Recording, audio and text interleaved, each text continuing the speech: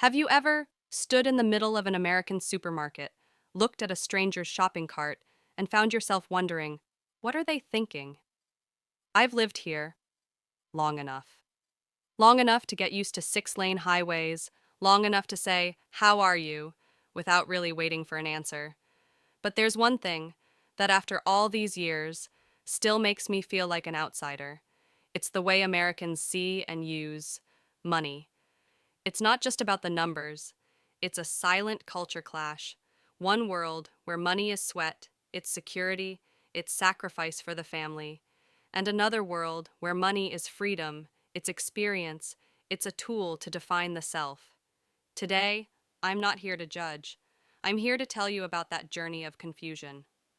The journey of trying to answer the question between making do and the American dream. Where do we, Vietnamese far from home, actually stand? My first shock wasn't the skyscrapers. It was when a colleague told me her son, who had just turned 18, was moving out. She was so proud. 18 years old. In Vietnam, at 18, we might still be asking our moms for breakfast money. We are sheltered in a fortress called family. But here, 18 is the beginning of freedom. And that freedom has a very specific price. That's the first shock, moving out at 18. And immediately followed by the second shock, student loans. They begin their adult lives with a negative number, tens, even hundreds of thousands of dollars. They call it an investment in themselves.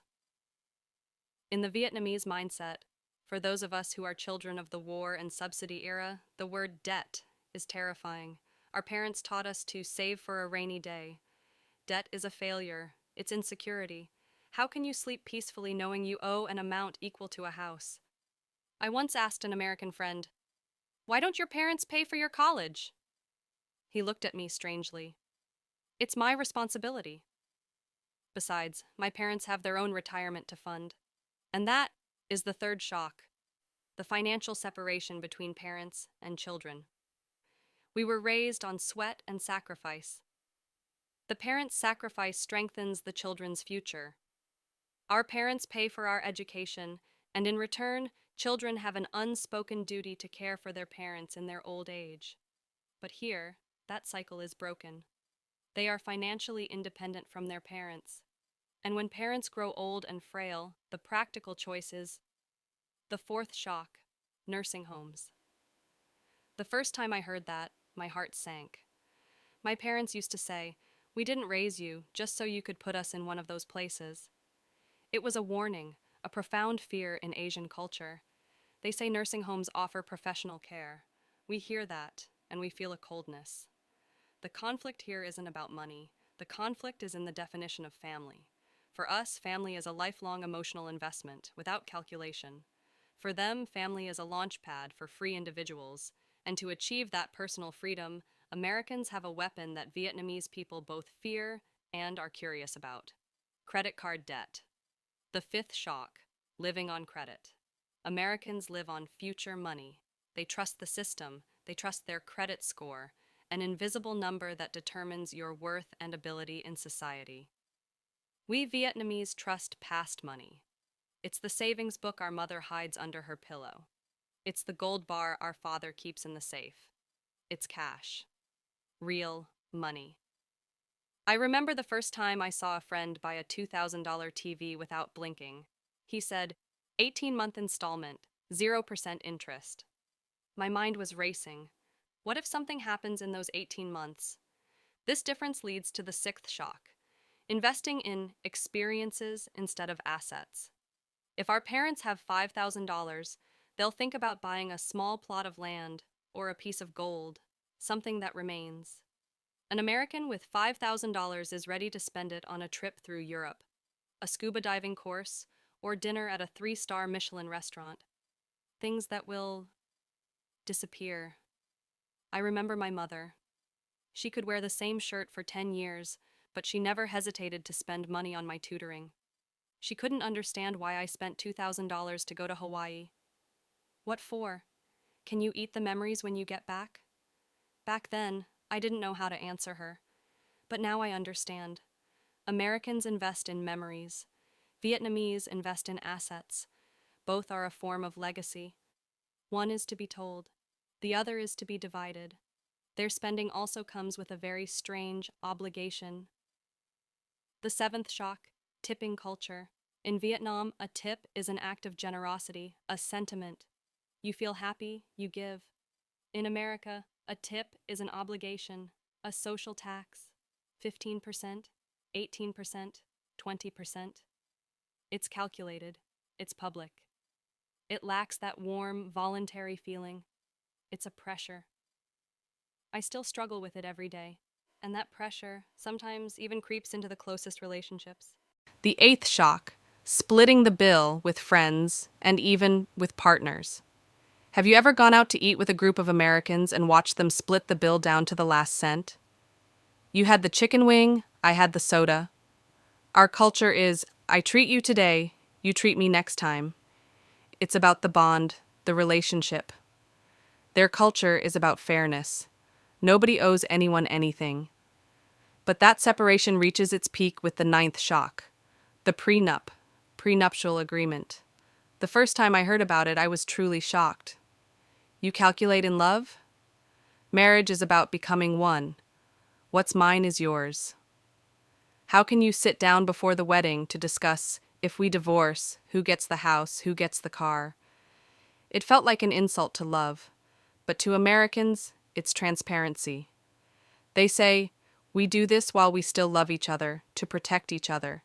It's better than letting lawyers do it when we hate each other.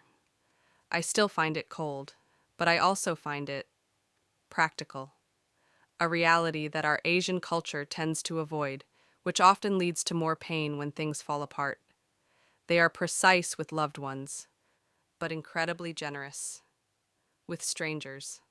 The 10th shock, charitable donations. An American might donate thousands of dollars to a Save the Whales fund in Africa, but they will split the dinner bill with their best friend. Vietnamese are often the opposite.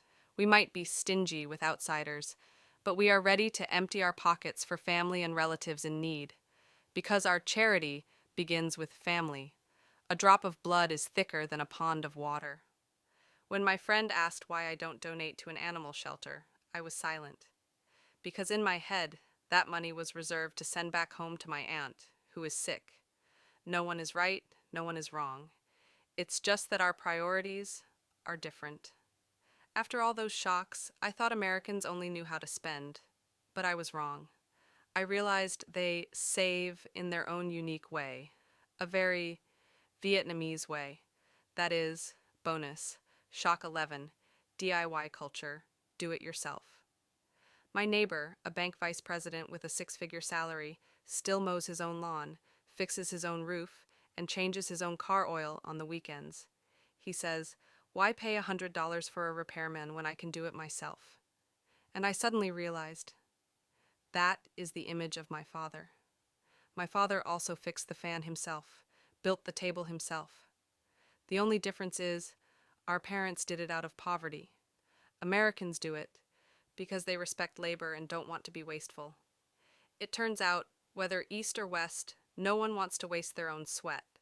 And then I realized, I, and perhaps many of you, are part of a financial hybrid generation. We learn to use credit cards to earn cash back, but we still hide some emergency cash in a drawer.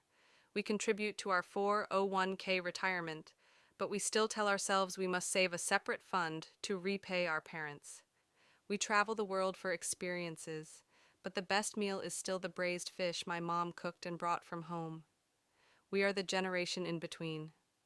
We carry the anxieties of the past and the ambitions of the future. We want the security of our parents and the freedom of Americans. Money, in the end, is just a tool. It reveals the core values of a culture. And living between two cultures, we are not at a loss. We have a privilege. We get to choose. We learn from Americans about independence, transparency, and how to invest in ourselves.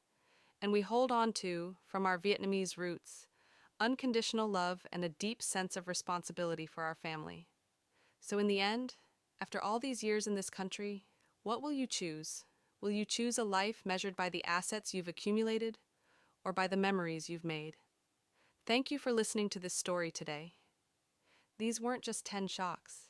They were 10 lessons I've learned on this journey.